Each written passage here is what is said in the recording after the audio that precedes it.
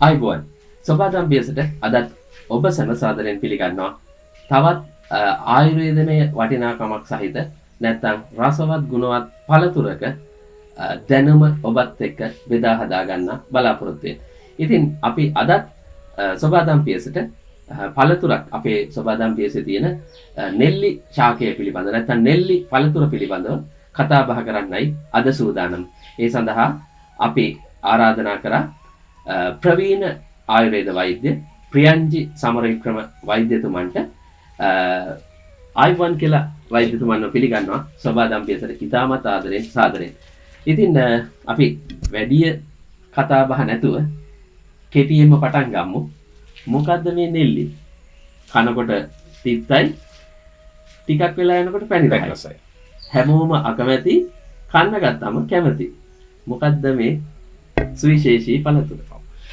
ඔබගේ ආරම්භයත් එක්ක මම මෙහෙම දෙයක් කියන්නම්. ආයුර්වේද වෛද්‍ය ක්‍රමය අනුව නෙල්ලි වලට හිමිවෙන්නේ සුවිශේෂී තැනක්.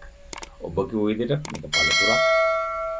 ඒ වගේම තිත්ත රස නැත්නම් තිත්ත රස මිශ්‍ර ඇඹුල් රසක් තියෙන තවත් ඖෂධයක් විදිහට තමයි අපි හඳුන්වන්නේ.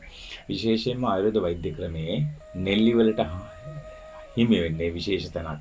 මක් නිසාද මෙහි නමේම තිබෙනවා යම්කිසි විශේෂ තත්වයක්. මෙයට ත්‍රිපලා කියන නමත් අපි පාවිච්චි කරනවා.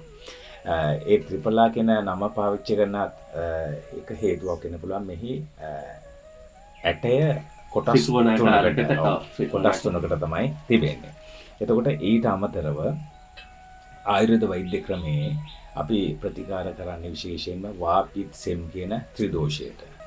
ඒකට මේ නෙල්ලි කියන ඖෂධය, නෙල්ලි කියන මේ ඔබ කියන පළතුර නැත්නම් ඖෂධය විශේෂයෙන්ම සෑම රෝග අවස්ථාවකදීම විශේෂයෙන්ම වාපිත්සෙම් කියන අපි ත්‍රිදෝෂය කියලා කියන්නේ මේ ත්‍රිදෝෂයේම සහිත අසනීපවලදී පුද්ගලයන්ට මේ නෙල්ලි පාවිච්චි කරනවා. විශේෂයෙන්ම කසායවලදී වෙනත් නිෂ්පාදිත ඖෂධවලදී මේ නෙල්ලි කියන ඖෂධය විශේෂයෙන් භාවිත කරනවා.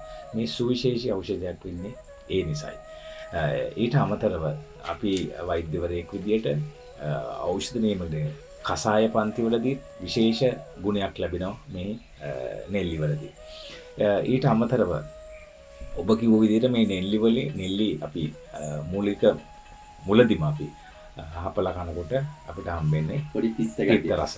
නමුත් පහු වෙනකොට හම්බෙන්නේ පෙන් රස. ඒ නිසා අපි මේකට හැම රසඵල කියලා කියනවා. ඒ තමයි අපිට තියෙන විශේෂයන්නේ මේ නෙල්ලි වලට තිබෙන. එතකොට මේ අපි නෙල්ලි වලට කියන්නේ තුන් දොස් සාමක ඖෂධයක්. සෑම කසායකදීම සෑම නිෂ්පාදන ඖෂධයකදීම නැත්නම් සෑම චූර්ණවලදී කල්කවලදී භාවිතා කරන විශේෂ ඖෂධයක් තමයි මේ නෙල්ලි කියන එක. ඒතර මේ නෙල්ලි ශාකය ඔබට ගෙවත්තේදී වගා කරගන්න පුළුවන්. ඒක අපිට පළතුරක් විදිහට පාවිච්චි කරන්න පුළුවන්. මෙහි විශේෂ තත්ත්වය තමයි පළතුරක් විදිහට පාවිච්චි කිරීමේදී විටමින් C අධිකතාවය. ශරීරයට අවශ්‍ය විටමින් C අධික තත්ත්වය මේදී ලබා ගන්න පුළුවන්. ඊට අමතරව රෝගයක් විදිහට කතා කරනකොට අපිට විශේෂයෙන්ම දියවැඩියා රෝග තත්ත්වයේදී නෙල්ලි මහඟු ඖෂධයක් වෙනවා. සාමාන්‍යයෙන් දියවැඩියාව තියෙන රෝගියෙක් වුණත් නෙල්ලි ගෙඩියක් සොඳට පිරිසිදු කරලා සෝදලා අඩු වශයෙන් පැය 3ක් විතර කාලයක් යනතුරු පොඩ හපලා කනවා නම් ඒක බොහොම වටිනවා. ඒක සමහර විට අපිට තර්කයක් විදිහට ඉදිරිපත් කරන්න පුළුවන් හිස් බඩ. වෙනත් ආහාරයක් ගන්න කලින් මේ නෙල්ලි ගෙඩියක් හපලා පොඩි කෑල්ලක් හරිය හපලා ඒ කන්න පුරුද්දක් ඇති කරගත්තොත් ඒක අපිට අපේ රුධිරයේ තිබෙන සීනි පාලනය කිරීමට ඉතාම හැකියාවක් තිබෙන ඖෂධයක්. ඔව් මම පොඩි බාධා කිරීමක් කරනවා. දැන් වෛද්‍ය විද්‍යාත්මකව මමත් දැකලා තියෙන වෛද්‍ය වට්ටෝරු වල හැම එකම වගේ නෙල්ලි භාවිතා කරනවා. අර වෛද්‍යතුමන් කිව්වා වගේ බොහෝ ඒවායි අධික ප්‍රමාණයක නෙල්ලි භාවිතා කරනවා. ඒ කියන්නේ අර වෛද්‍යතුමන් කිව්වා වගේ වාපිත්සෙන් කියන අංශ තුනටම හැම අංශයකටම වැදගත් එක හා සමාන වැදගත් දිව්‍යමය ඖෂධයක් තමයි නෙල්ලි වෛද්‍යතුමා කිව්වා. ඉතින් අපි බලාපොරොත්තු වෙන්නේ වෛද්‍යමය ගැටලු වලට විසඳුමකට වඩා පළතුරක් විදිහට අපිට මේක වැදගත් වෙන්නේ කොහොමද? නැත්නම් සාමාන්‍ය ජනතාවට නිරෝගී රෝගීන්ට නෙමෙයි නිරෝගී ජනතාවට මේක භාවිතා කරලා රෝගී නොවි ඉන්න තමයි අපි මේ වැඩසටහනේ බලාපොරොත්තු වෙන්නේ. නැත්නම් අපි දීර්ඝ වෛද්‍ය සාකච්ඡාවක් කරනවා නෙමෙයි. ඉතින් වෛද්‍යතුමනි අපි කැමති දැනගන්න නිරෝගීව ඉන්න අයට රෝගී නොවි ඉන්න මේක කොයිතරම් දුරට වැදගත් වෙනවද? බීමක් විදියටත් ගන්න පුළුවන් මන් දන්න තරමේ හොඳ පානයක්. අර අපි කලින් වැඩසටහනකත් කරා වගේ මේ කවුරු හරි ගෙදරට ආවම මේක සංග්‍රහ කරන්න ඉතාමත් හොඳ පානයක්. අන්න ඒ වගේ අපිට මේ ගෙදරදී අපිට එදිනදා භාවිතයේදී දැන් ඔබතුමා කිව්වා එක් අවස්ථාවකදී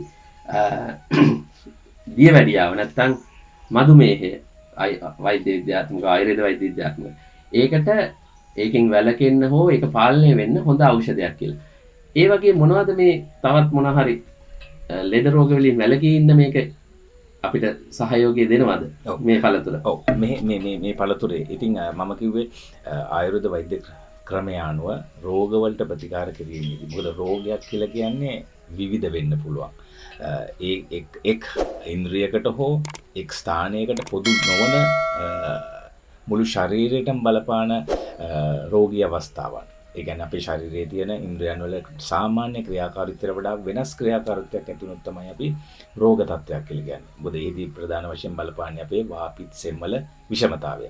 එතකොට ඒ අවස්ථාවේදී අපි මේ නෙල්ලි කියන ඖෂධය නැත්නම් මේක පළතුරක් විදියට ඔබ ගිනිදර පාවිච්චි කරනකොට අපිට පුළුවන් මේක බීමක් විදියට පාවිච්චි කරන්න සීනි රහිතව. නමුත් අපි සාමාන්‍ය ජන ව්‍යවහාරයේ මිනිස්සු සාමාන්‍යයෙන් ජීවිතය සාමාන්‍ය ගෘහ ජීවිතයක් ගත කරනකොට අපි පැණි රස තමයි අපි හොයන්නේ. එතකොට අපි ඒදී මේ පළතුර යොදලා හදාගන්න ඒ බීමට අනිසි ප්‍රතිඵලයක් ගේනවා අපි සීනි එකතු කිරීම හරහා. නමුත් සීනි නැතුව මේ බීමක් විදිහට පාවිච්චි කරන්න පුළුවන්. සීතල කරලා ටිකක්. අපි සීතල කිරීම විශේෂ ගුණයක් කියලා අපි සලකන්නේ නැහැ. සීතල බීමක් ලෙස පාවිච්චි කරොත් ඊටාම රසවත්ම පානයක් විදිහට පාවිච්චි කරන්න පුළුවන්. එහිදී විශේෂයෙන්ම මේ නෙල්ලි වල තවත් ගුණයක් තිබෙනවා. ශරීරයේ තුන්දොසම සමනය කිරීමනේ. ඒතර ඒ හරහා තුන්දොස සමනය කරනවා කියලා කියන්නේ නිරෝගී මිනිස්සෙක්. එතකොට ඒ වගේ කෙනෙකුට මේ බීමක් පාවිච්චි කිරීමලා නිරෝගීතාවය පවත්වාගෙන යන්න පුළුවන්. ඔබ විශේෂයෙන්ම සඳහන් කරන අපේ රටේ පවතින සෑම පළතුරක්ම සෑම එළවලුවක්ම සෑම ඖෂධයක්ම අපේ ශරීරයේ නිරෝගීතාවය රැක ගැනීම සඳහා ඒකාංග වශයෙන් හෝ ඒ කියන්නේ මේකට තනියෙන් හෝ නැත්නම් වෙනත් ඖෂධ සමග එකතු වෙලා හෝ ඒ තමන්ගේ ඖෂධයේ තිබෙන ගුණය එළියට දීලා ඒ ශරීරයේ වෙනස්කම නැත්නම් ඒ රෝගයක් ඇතිවීමට හේතු වූ කාරණය ඉවත් කරගන්න පුළුවන්. ඒකෙදි මේ නෙල්ලි වලට තිබෙන්නේ සුවිශේෂී ස්ථානයක්. ඔව් වෛද්‍යතුමන් හොඳ කාරණයක් මතු කරා. අපේ රටේ බහුලවම ඉන්නේ දියවැඩියා රෝගීන්. නිතරම අහන්න ලගනවා. ලොකු කුඩා ගොඩක් අයට දැන් දියවැඩියාව තියෙනවා. ඉතින් මේක දියවැඩියාට හොඳ ඖෂධයක් විදිහට තමයි වෛද්‍යතුමන් හැඳින්වුවේ. හැබැයි ඒකම කතා කරගෙන යනකොට පොන්චිත් මතක් කිරීමක් කරා අපි කරන වැරද්දක් පිළිවෙල. ඒ තමයි අපි පුළුවන් තරම් සීනි දාලා මේ අලුත් පළතුරට බීමක් විදිහට හදනකොට පුළුවන් තරම් සීනි දාලා දියවැඩියාව වළක්වා ගන්න තියෙන පළතුරට දියවැඩියාව අඬ ගහලා එකතු කරගන්න. ඉතින් ඔබට මතක් කරනවා සීනි භාවිතයෙන් පුළුවන් තරම් ඈත් වෙන්න පුළුවන් තරම් ගෙදර ආහාරවලදී සීනි භාවිතය අඩු කරන්න නැත්නම් නැති කරන්න පුළුවන් නම් ඒකත් වටිනවා. ඉතින් අපේ දිව්‍යමය ඖෂධයක් පිළිබඳව තමයි අද කතා කරේ නෙල්ලි. ඉතින් සියලුම රෝගවලට වාපිත් සෙන් කියන සියලුම රෝගවලට එක හා සමානව වැදගත්කමක් දක්වන නෙල්ලි ශාකය ඔබේ ගෙදරත් වවා ගන්න පුළුවන්. පුංචි ඉඩකඩක් යනවා. අනිත් ගස් වලට සාපේක්ෂව ටිකක් ලොකුවට හැදෙනවා. ඉතින් ඒ හින්දා ඉඩකඩ තියෙන ප්‍රමාණය අනුව නෙල්ලි ගහක් ඔබේ ගෙදරත් වවා ගන්න. ඔබේ දරුවන්ටත් හුරු කරන්න පිරිසිදු අලුත් නෙල්ලි ගෙඩියක් හපන්න නැත්නම් ආහාරයට ගන්න, ආහාරයට එකතු කරගන්න රෝග ගණනාවකින් වැළකී ඉන්න පුළුවන් දිව්‍යමය ඖෂධයක් තමයි නෙල්ලි. නැත්නම් හොඳ පළතුරක් තමයි නෙල්ලි. ඉතින් අද අපේ සබාදම් පියසේ වෛද්‍ය සාකච්ඡාවට අපිත් එක්ක සම්බන්ධ වුණේ නෙල්ලි ශාකයේ නැත්නම් නෙල්ලි පළතුර පිළිබඳව ඔබව දැනුවත් කරන්න ප්‍රවීණ ආයුර්වේද වෛද්‍ය ප්‍රියංජි සමරවික්‍රම ආයුර්වේද වෛද්‍යතුමන්. එතුමන්ට අපි බෙහෙවින්ම ස්තුතිවන්ත වෙනවා. අද අපිත් එක්ක මේ සම්බන්ධ වෙලා ඔබව දැනුවත් කරන්න එකතු වීම ගැන. ආයුබෝවන් ඔබතුමන්ට බෙහෙවින්ම ස්තුති.